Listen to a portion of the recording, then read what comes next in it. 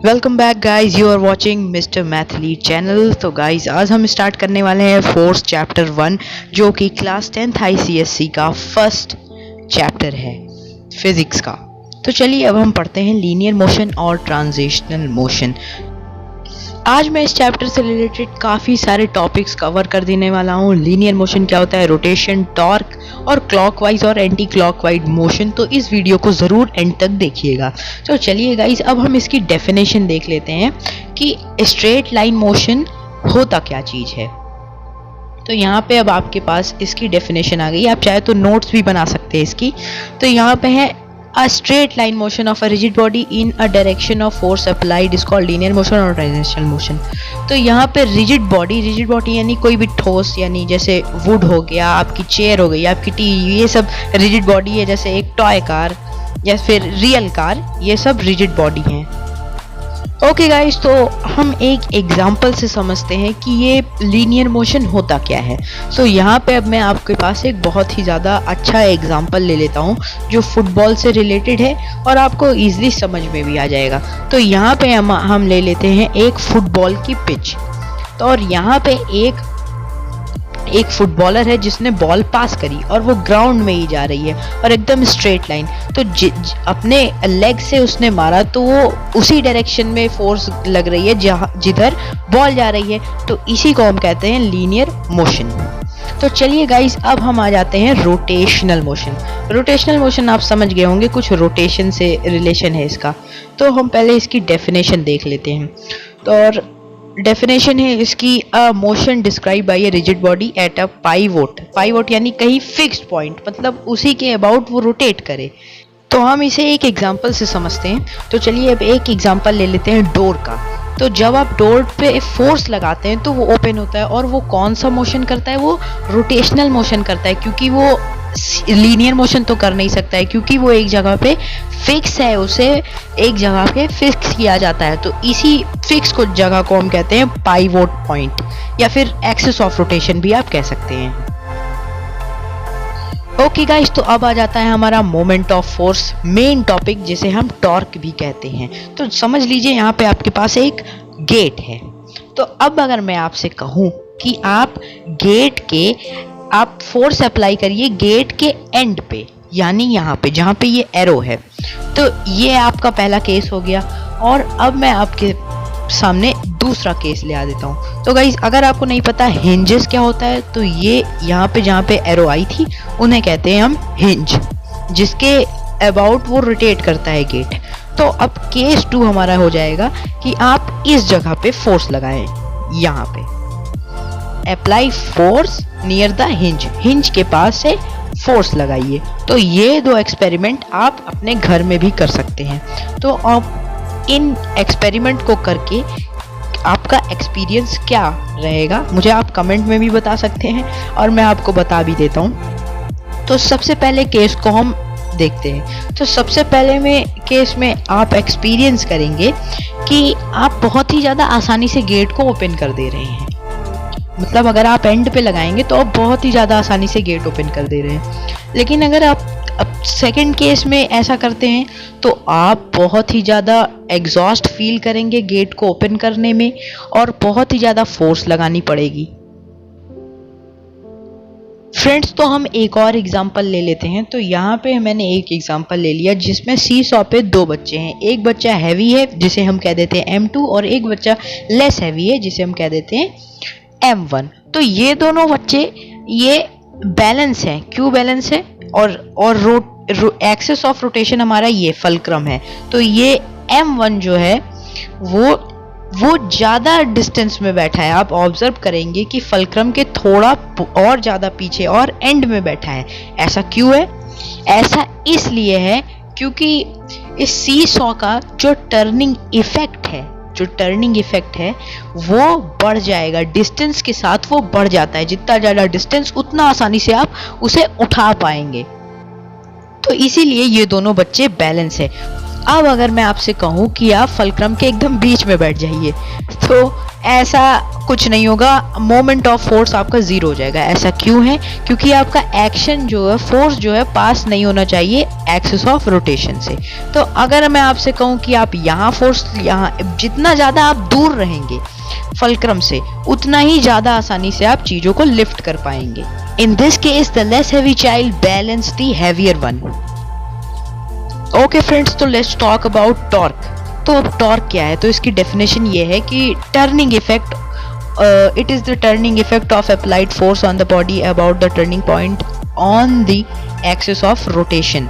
मतलब कि ये एक टर्निंग पॉइंट है, ये एक टर्निंग पॉइंट है या इफेक्ट है कि कितना आप उस लोड से उसे टर्न कर पा रहे हैं फलक्रम के about. So let's talk about now factors that affect torque. So first point is that more is the force applied, more is the moment of force, more is the perpendicular distance between the point and the turning point, pivot or axis of rotation, more is the moment of force.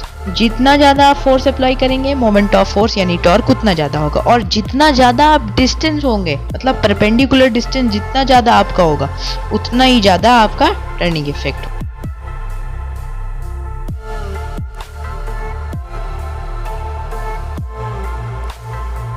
Okay guys, तो अब हम torque के फॉर्मूले के बारे में बात कर लेते हैं। फॉर्मूला इसका ये है कि ये प्रोडक्ट होता है अप्लाइड फोर्स और परपेंडिकुलर डिस्टेंस का। तो यहाँ पे हम आपको फॉर्मूला बता देते हैं टॉर्क का।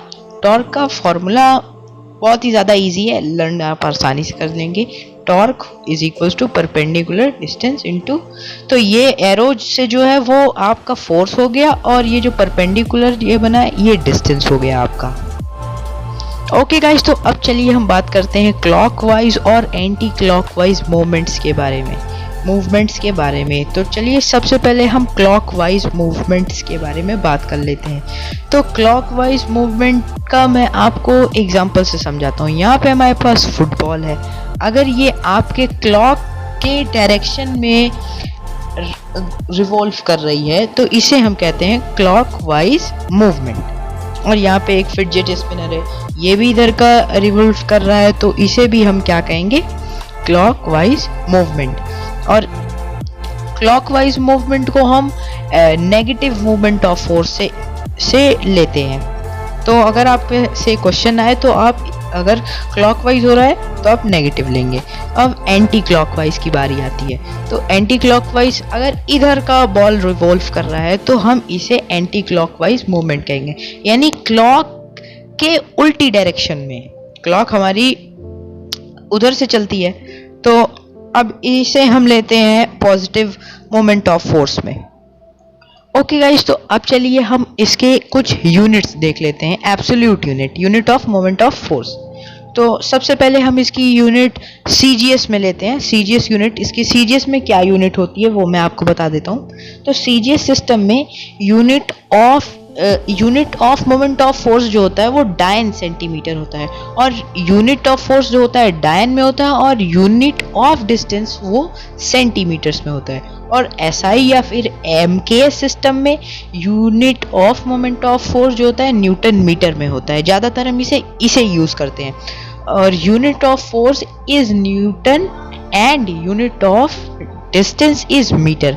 तो हम यहाँ पे फोर्स को न्यूटन में लेते हैं और डिस्टेंस को मीटर में लेते हैं। तो चलिए अब देखते हैं इन दोनों एमकेएस और सीजीएस सिस्टम में रिलेशन क्या है।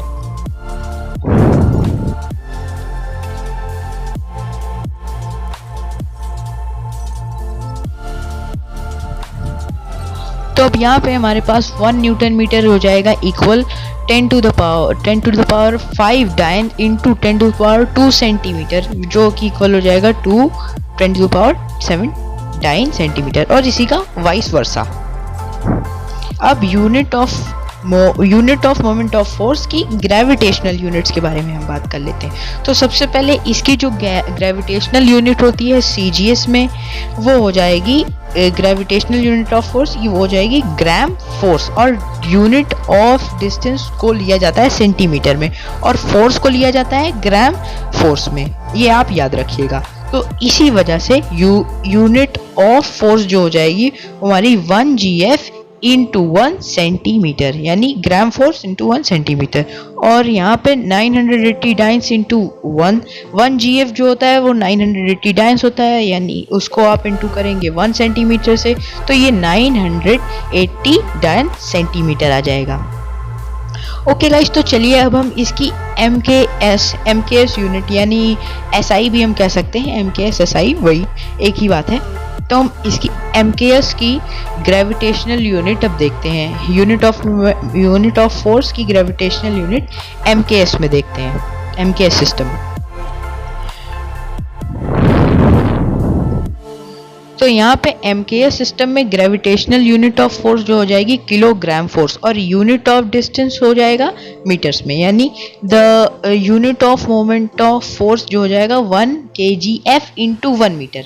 तो यहाँ पे 9.8 इंटू 1.1 मीटर हो जाएगा, जो कि 1 kgf हो जाता है इक्वल 9.8 न्यूटन्स के, और यहाँ फिर 9.8 न्यूटन मीटर, और फिर 9.8 into 10 to the power 7 dyne centimetre, यानी 1 न्यूटन मीटर इक्वल हो जाएगा हमारा 10 to the power 7 dyne centimetres के।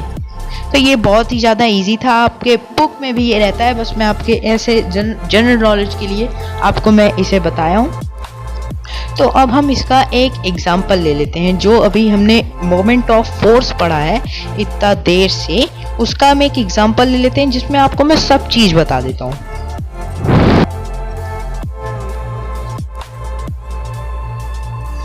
तो यहाँ पे हमारे पास फर्स्ट केस ये है कि हमारे पास यहाँ पे एक स्पेनर, तो अगर आप इसके परपेंडिकुलर फोर्स लगाते हैं डिस्टेंस के, तो यहाँ पे आपका जो मोमेंट होगा वो कुछ ज़्यादा ही हो जाएगा। ये देखिए गाइज, यहाँ पे ये राइट एंगल में हो रहा है हमारा मोमेंट।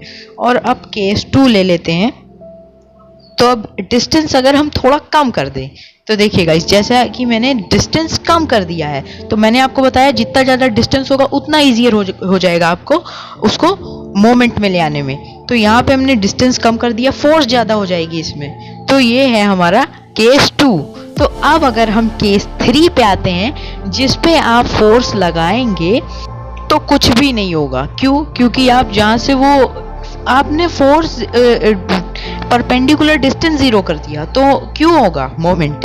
तो यही टॉपिक है। तो चलिए गाइज, अब हम अपनी अगली वीडियो में मिलते हैं आपसे, जिसमें हम आपको कपल पढ़ाएंगे। तो यहाँ अगर आपने हमारे चैनल को सब्सक्राइब ना किया हो तो चैनल को सब्सक्राइब कर दीजिए, और इस वीडियो को पसंद आई हो तो लाइक भी कर दीजिए, और शेयर करना मत भूलिएगा। ओके गाइज, बाय बाय, अगली वीडियो में मिलते हैं।